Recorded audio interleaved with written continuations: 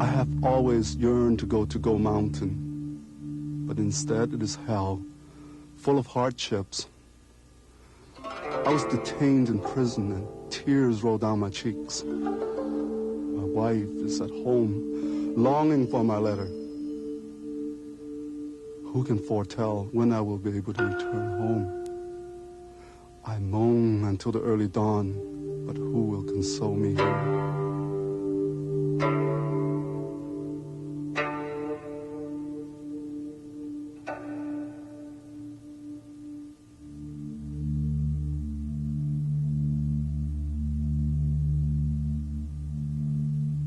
Vancouver's Chinatown is a thriving, vibrant corner of a bustling port.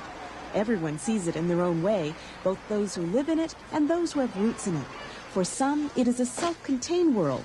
For others, it is an ethnic business district. And for still others, it is historical, embodying older values and cultural memories. And that's the Chinatown of the 80s. Many different things to many different people. Hello, I'm Ramona Mar. In a way, the story of the Chinese in Canada begins here, with these railroad tracks on Burrard Inlet about 100 years ago, in a town by the sea they called Ham Sui Phao, or Saltwater City. The first Chinese had come to North America for the same reasons that the Pilgrims, the Irish, and the Eastern Europeans came. Their homeland was in turmoil. Famine, rebellion, invasion, and banditry had made life in the China of the 1850s unbearable. The first wave of Chinese immigrants had arrived in the California gold fields of 1848, so that by the time of the British Columbia gold fever of 58, they were seasoned prospectors. But those who arrived later, by way of Victoria, had little more than strong backs to offer. Today, in a sense, the Chinese community reaches all across Canada. However, in the early 1880s, Chinatown on Burrard Inlet, in what is now Vancouver, consisted of about 5 merchants, 10 store employees, 30 cooks and laundrymen, and 60 sawmill hands. It was just one of many such small communities of Chinese scattered all over Western Canada. But there was a sound on the wind that would change all that, a sound that would be heard all the way to Canton. It was the sound of a whistle.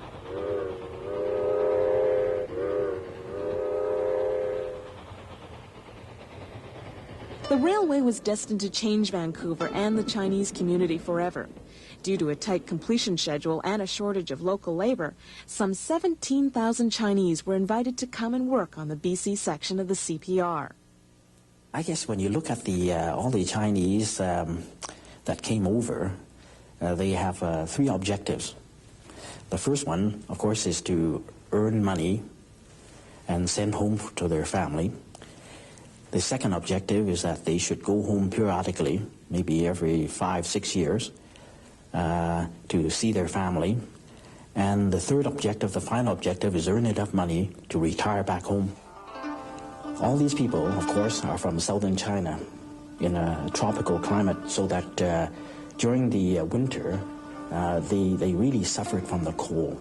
And as many writers that go across the tracks at that time noted, they would see these Chinese huddle over a campfire to warm themselves up for a few minutes and then pick up the shovel to work for a while. When it gets too cold, they have to huddle on the campfire again. For the Chinese particularly, their diet was very bad. And of the, say, the 1,500 that died, not all of them died from violence during construction. But a vast majority died from malnutrition, particularly scurvy, because in the wintertime they did not get the vegetable. There's quite a panic in the various cities as the railway goes through, because they thought that they're dying of some very pernicious eastern diseases. But when they found out it is not a contagious disease, but rather malnutrition, nothing was done about it because it does not hurt the population. When the railway was completed in 1885 and it became known that Vancouver would be the western terminus, then the recently unemployed workers came here to Vancouver, to Saltwater City. But who were these people? What were their hopes? And how had their immigrant experience changed them? during the winter of 84 and 85, I think it is, or 85 and 86, there were a terrific number of Chinese unemployed in the population centers, and many of them starving. The population in all areas at that time is predominantly a male society, very few females. You're seeing that perhaps less than 5% are females. 95% are young males. In a little flat above a store, there will be 20, 30 bachelors living in little cubbyholes. So the conditions are very crowded. And not only that, but is the social oppression that they're living in a hostile community that bother a lot of people, in that they are just confined to the ghetto of Chinatown, and if they go outside of that, they may encounter violence. Consequently, I even recall when I was growing up, it was not a month passed without knowing somebody had committed suicide.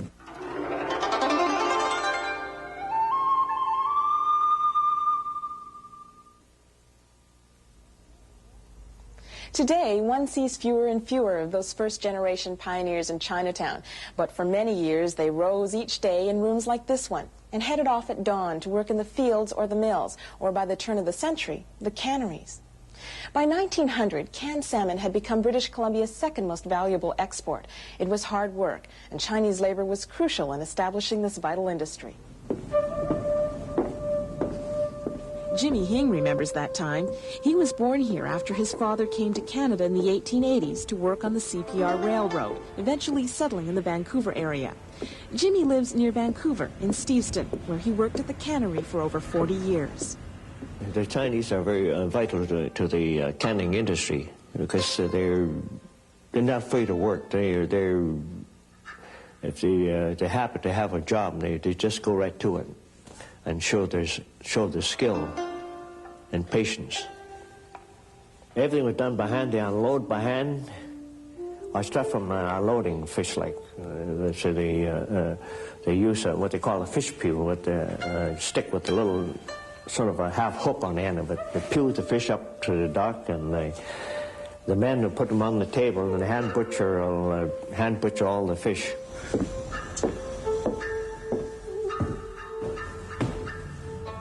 This is the bunk where they sleep.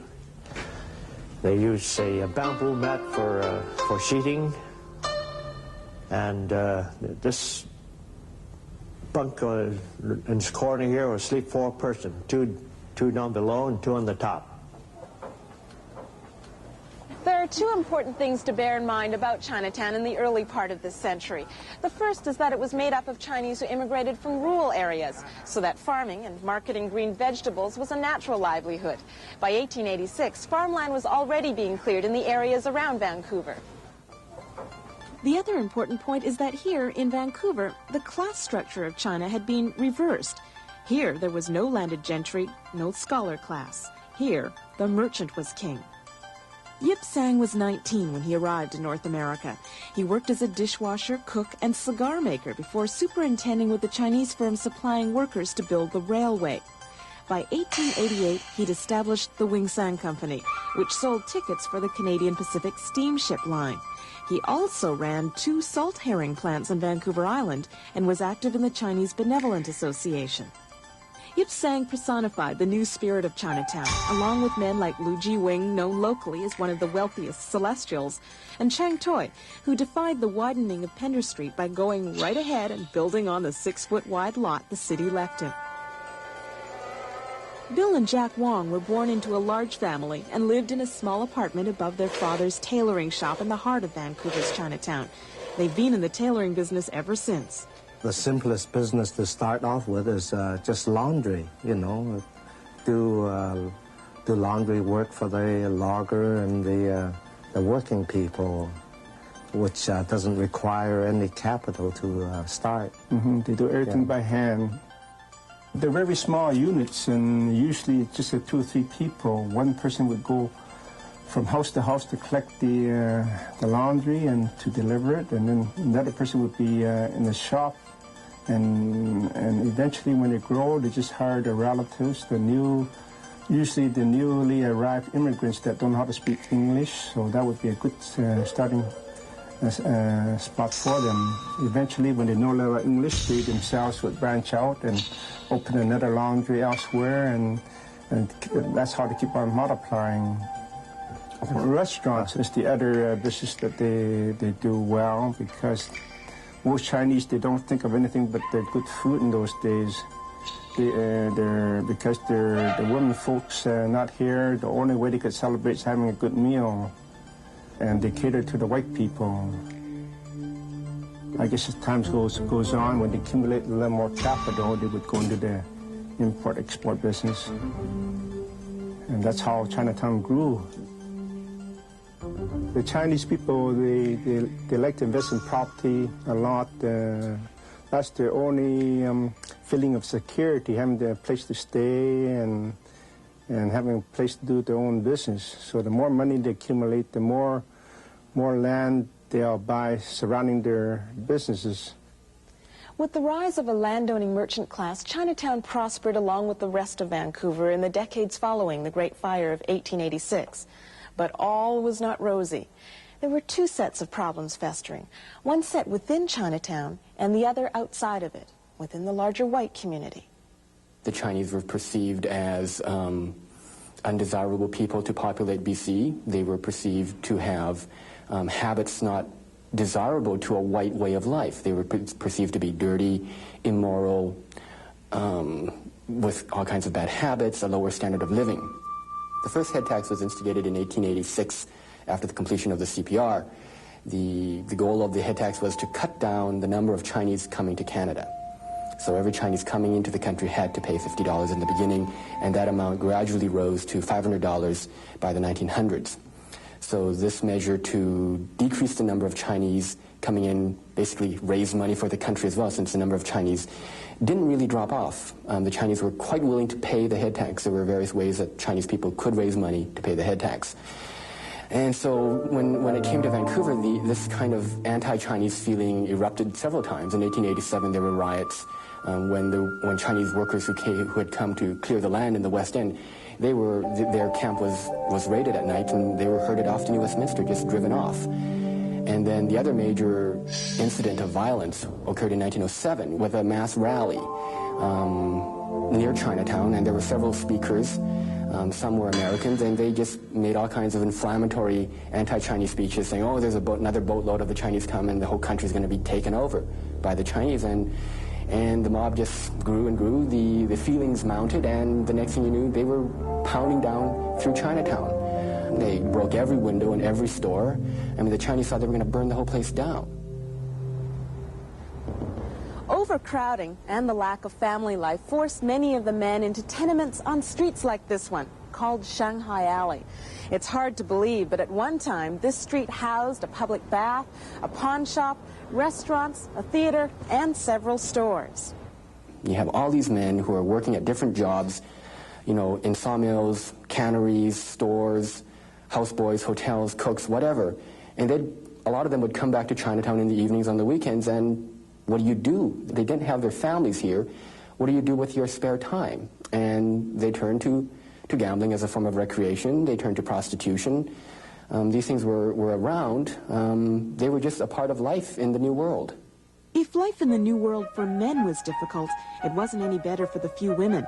Victoria Yip was born in Victoria's Chinatown in 1911 and recalls her youth. To me, being a girl, I work most of the time. You go to English school, go to Chinese school, you do the cooking, you do the washing. You don't have very much time to do anything else. The old-fashioned Chinese, you know, they don't believe in educating the girls very much.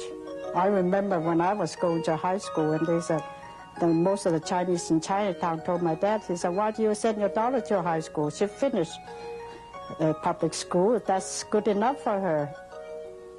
The Chinese community continued to prosper right through the teens and early 20s. Increased immigration raised the population of Chinatown by almost 80%. Businesses boomed, families grew, children attended public schools. But the white community felt pressured. The rapid growth alarmed them, and racial tensions increased. In 1923, the government brought down the Chinese Immigration Act, which stopped all further immigration from China.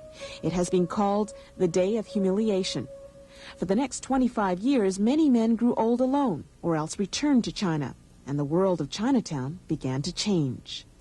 After 1923 has been known as a period from 1923 until 1947 as the period of maturation of the Chinese community in Canada, in that they consolidated themselves, they are realizing the difficulties that lie ahead, worked hard. In the 1920s and the 1930s, you see there's conflicts within the Chinese community because of these social groups developing. These groups are the old sojourners who are mainly really still very Chinese in character, and then the local born. Now, the local born, being born here, acquired a different culture. This group then are not accepted by the white society, and yet, because they cannot speak Chinese, they are not completely accepted by their own people. I'm of that generation. We were more or less looked down by the older Chinese who call us Chok Sing, the sound of bamboo, which in one term has 3 or 4 derogatory comments, is that they're hollow, low economic value, closed at both ends, you know, like a bamboo.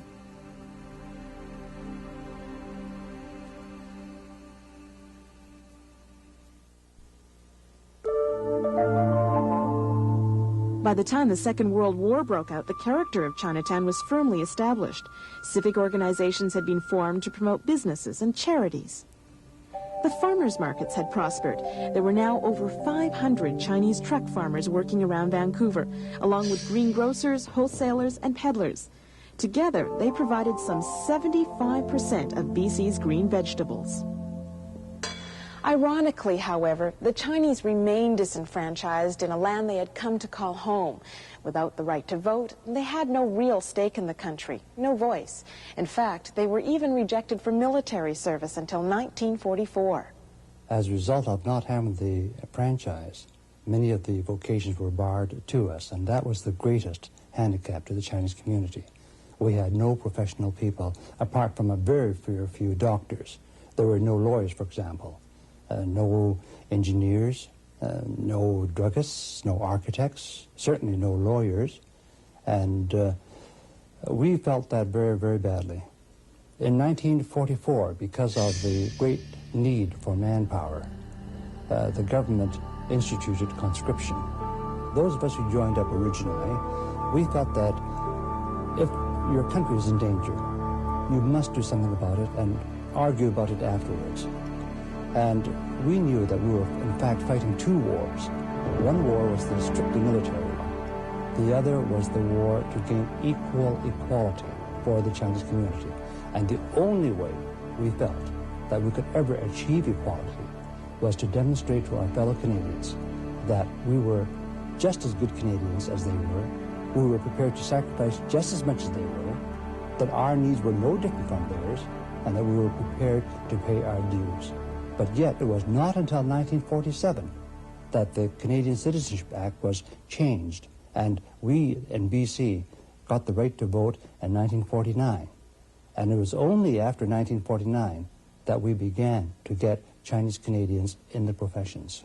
Perhaps if I can use myself as an example. From 1949, when we got the right to vote, until 1957, which was the year in which I was first elected as a member of Parliament, is only 8 years.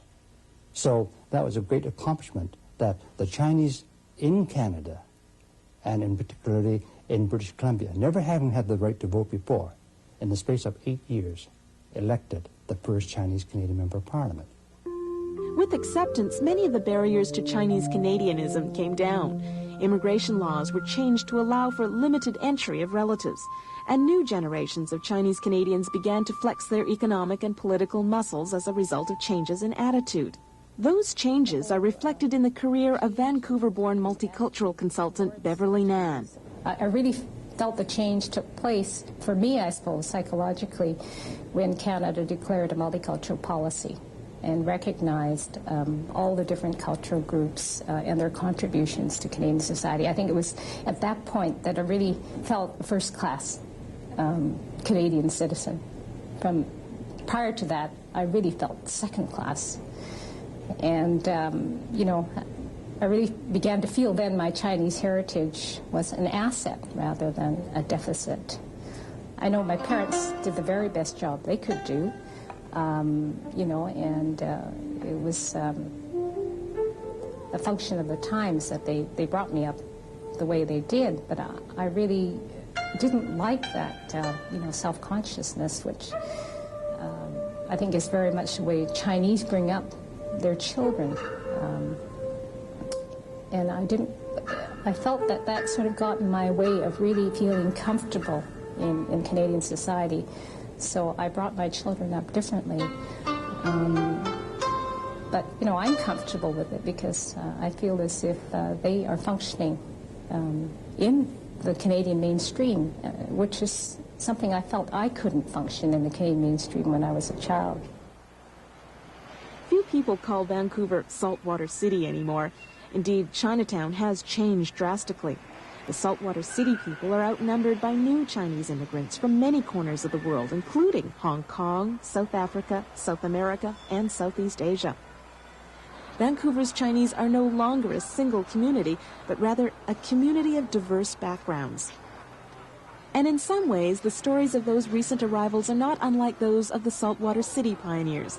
They, too, share similar motives with the earlier generation of settlers. Canada has always held out promises of a better life and new opportunities, whether to rural peasants from 19th century China or to sophisticated business people from Hong Kong today. The new immigrants are very wealth conscious. They always tell people what they own and what they do, whereas the local people, they keep a very low profile, and nobody knows how wealthy they are till they pass away. These newcomers that are coming into a much more benevolent environment.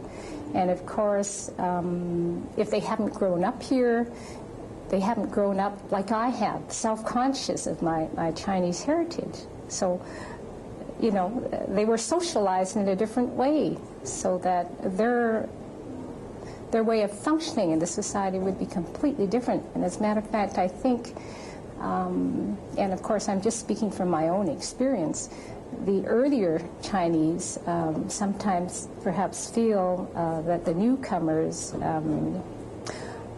aren't really trying to fit in the way, you know, I guess we were. And I think the earlier Chinese who really felt they had to assimilate to succeed. I mean, the road to success was to assimilate and become as much like white Canadians as you could, you know. I think the newcomers don't feel that need. The Chinatown of today is a complex social world where many of the descendants of those first pioneers don't even speak the language of their grandparents, let alone have memories of China. They face their own contemporary challenges, and the past has become history. And in a way that's comforting, because it means the homesickness of those first pioneers has finally been eased, that their children have made a home for them here, in the city by the sea, in Canada, in what was and is now, and in a sense will always be, Saltwater City.